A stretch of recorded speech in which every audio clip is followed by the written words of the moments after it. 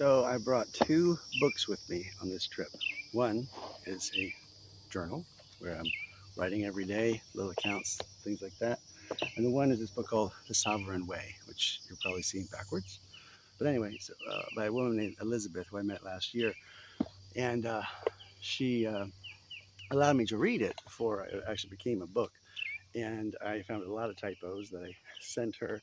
And so now she has gotten it revised and published it, and it's available wherever you get books.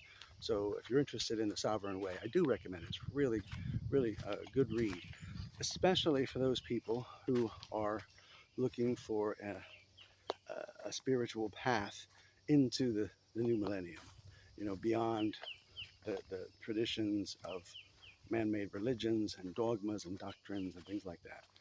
There is still an essence of what has truly created us that we all can connect with.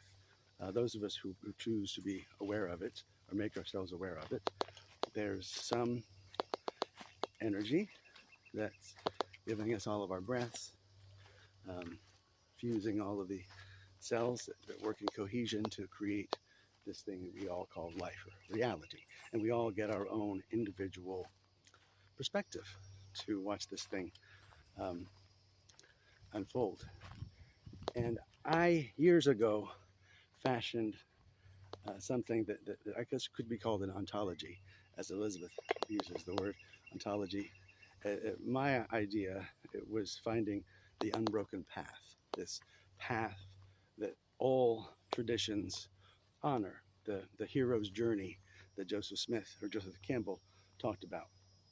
And every religion has its own methodologies and stuff. But I believe that they cross paths and they intertwine. And basically, I don't know, it's just me as an artist trying to see that we're all in the same path, but we have different perspectives.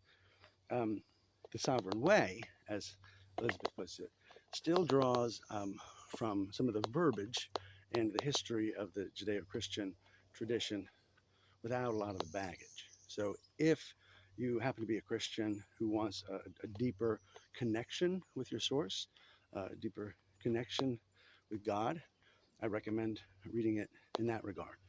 If you are one of those people who has been spurned by Christianity before, feel that it's betrayed you because you fell for it and now you're really mad at it, or you're one of those people who never believed in it and think it's just a terrible thing, but you still have some kind of connection with a spiritualness that infuses you and gives you life and helps you feel more connected to the universe and the world around you, including the people and the relationships that you cultivate. So if you like that, I highly recommend you read it. I'm going to be reading it on this journey, and I'll be exploring more of what that sovereign path means to me, or the sovereign way and the unbroken path that we're all on. I've played more with the unbroken path, probably more than I've actually walked it. I have not always um, moved along very well. I've been at different points in the unbroken path on my own sovereign way where I've not been a very good Steve. And either McAllister or McAlphabet, I've not always been the best Steve and been the highest person I could be. And it could be that I'm not even Steve anyway. That's a possibility. But either way, there's a lot of times that I've not risen to the occasion and fulfilled my mission or purpose here, but just got lazy and served myself. Uh, but every day is a new day, and we all continue to have this opportunity to open up to a greater life and a greater expression of who we truly are. For me, I wanted to start this day here in the woods, sleeping in my hammock, watching the sunrise, and spending a day in nature, getting grounded here, doing some barefoot walking this morning, and this is the path I'm on. My thing now is I just want to share music and poetry. I've done a lot of things in my life, and I've tried a lot of different things, and I've failed at a lot of different things.